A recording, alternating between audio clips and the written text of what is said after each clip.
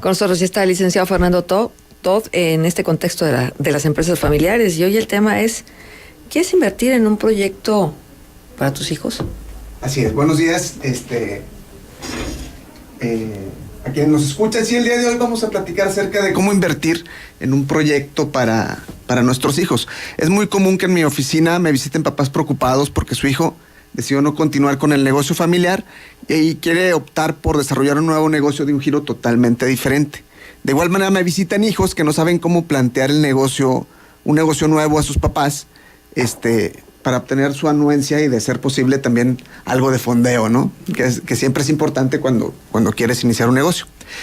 Entonces, ¿qué pueden hacer los papás y los hijos para encontrar un consenso que permita continuar con una dinámica de emprendimiento familiar sin limitarse a un giro en específico? Eso es lo que vamos a hablar hoy.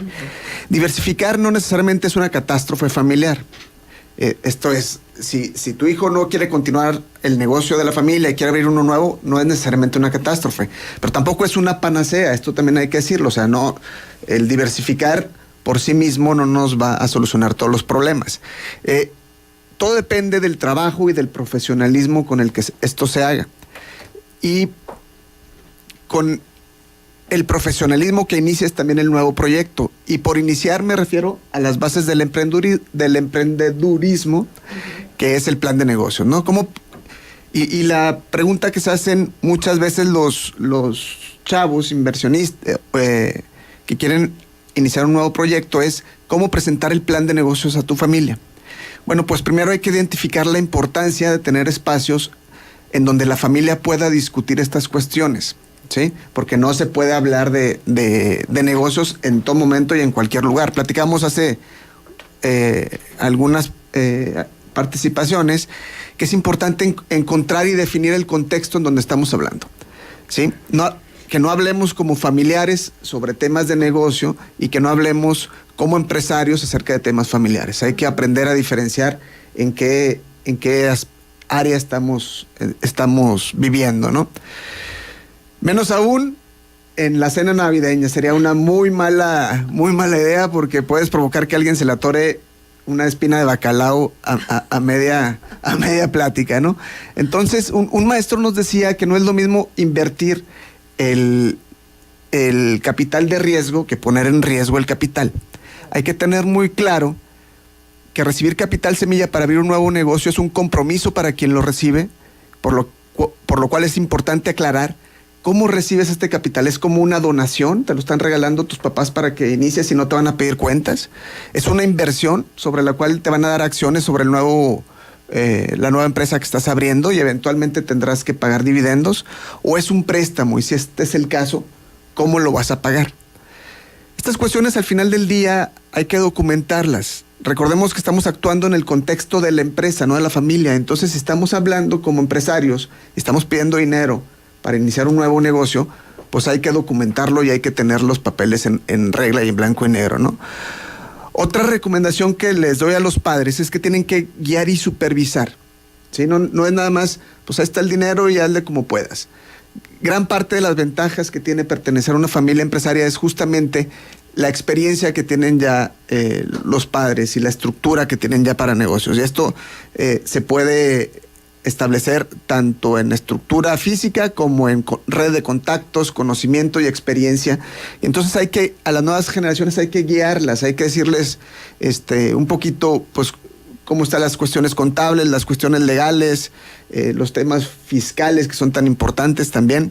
Entonces hay que guiar y supervisar a tus hijos. Esto tiene importancia fundamental si la aportación al negocio no fue una donación. Ningún accionista debe de caer en la displicencia de no procurar el buen uso de su inversión y dar seguimientos a los estados financieros de la empresa de la que es dueño. Todo esto estamos hablando de profesionalización, ¿sí?, de las empresas familiares. Todo esto estamos hablando de que si recibes un dinero como una inversión, tienes que rendir cuentas. Y rendir cuentas es muy importante, no solo en el aspecto público, como le pedimos a los gobernantes, también en el privado. Por eso hablamos de un tema de gobierno corporativo. El tema de gobierno corporativo es la transparencia, es el manejo de los recursos, es el ver dónde están los dividendos que está generando la empresa. Entonces es responsabilidad de los inversionistas velar por sus intereses, y de la familia empresaria es velar por los intereses de su patrimonio y de sus inversiones. Tenemos que cambiar el chip y debemos de dejar de ser una empresa familiar para convertirnos en una familia empresaria. Una familia en donde tu giro de negocio pueda crecer, pueda diversificarse, pueda desarrollarse y constituirnos como si se dan las circunstancias, si se da el caso, como un fondeador de los proyectos de las nuevas generaciones. En una empresa familiar en vías de institucionalización o ya institucionalizada debe haber un consejo familiar en donde los nuevos proyectos de inversión de la familia se analicen y se discutan, por ejemplo. O sea, tenemos que buscar dejar atrás la forma de hacer negocios antes y buscar ser ahora ya más profesionales al momento de invertir.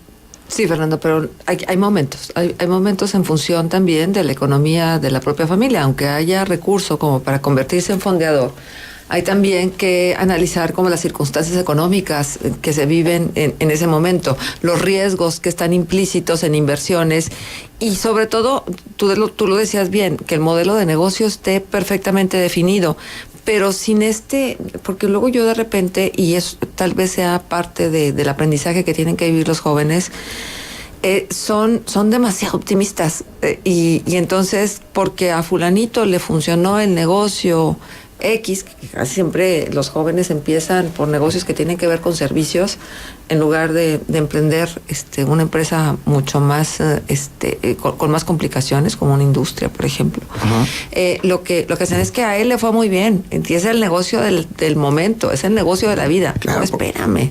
Por eso tenemos ahorita una invasión de bares y restaurantes, porque un chavito le pegó y ahora todo el mundo quiere abrir bares y restaurantes y justamente es de lo que se trata, de buscar un profesionalismo a la hora de que vas a abrir un nuevo negocio. Y con esto me refiero a que tengas un plan, ¿sí? Una guía, que sepas justamente cuáles son los riesgos, el clásico análisis FODA de tus fortalezas, tus debilidades, sí. Que analices realmente si el proyecto que le estás presentando a tu familia es viable o no. Y para esto, pues te reúnes con los miembros de la familia que conocen de negocio, ¿sí? Les presentas un proyecto y ya si convences a la familia y realmente te pueden ayudar y pueden invertir, pues adelante. También no podemos sentarnos y decir, pues no invirtamos y no crezcamos y mi hijo tiene que trabajar en el negocio de la familia o si no, pues...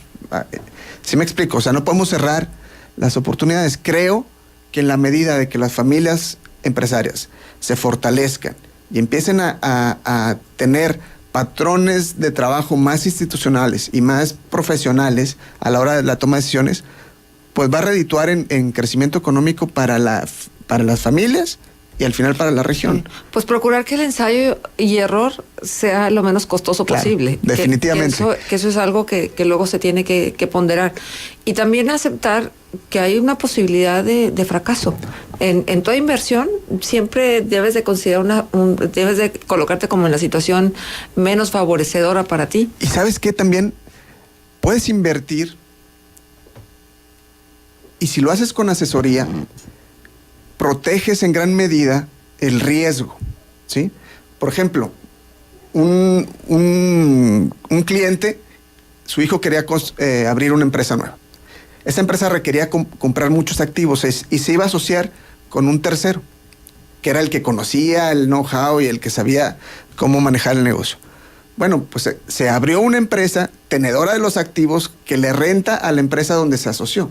Entonces no pierdes tanto dinero en la inversión porque al final del día la inversión la tienes segura y la tienes en la familia y todos los activos que se compraron siguen siendo la familia, que eventualmente si el negocio va mal, pues lo vendes y no regalas todo eso a la empresa del tercero, que es una aventura, como todas las empresas al final del día. O sea, hay maneras de controlar los riesgos. Uh-huh.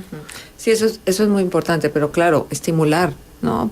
Finalmente hay espíritu en ciertas universidades para eso, para que los muchachos se empoderen y sepan que pueden ser emprendedores, cada quien a su escala, cada quien en la medida de sus posibilidades, cada quien con el capital, ya sea familiar o a través de los apoyos que luego el gobierno también ofrece para el emprendedurismo. Pero entonces sí están muy conscientes de que, pues, que hay que acompañar a los jóvenes, hay que acompañarlos. Definitivamente. Y hay que guiarlos y hay que enseñarlos. Con todo lo que eso implica, la verdad de las cosas, pero pues así fue siempre, ¿no? Así ha sido siempre. Los jóvenes traen una visión distinta, el empuje, la fuerza, las ganas, la energía, la creatividad, la motivación. Y así va a seguir siendo. Por eso nuestro trabajo de procurar que las empresas familiares empiecen a tomar en cuenta de manera más seria todos estos intereses que tienen los jóvenes de inversión, de crecimiento, porque al final del día pues nos tiene que redituar a la familia y a la región. Exactamente, Fernando. Bueno, pues muy valiosa tu participación como siempre. ¿Nos dejas punto de contacto? Sí, mi blog es ftr.mx. Muchísimas gracias.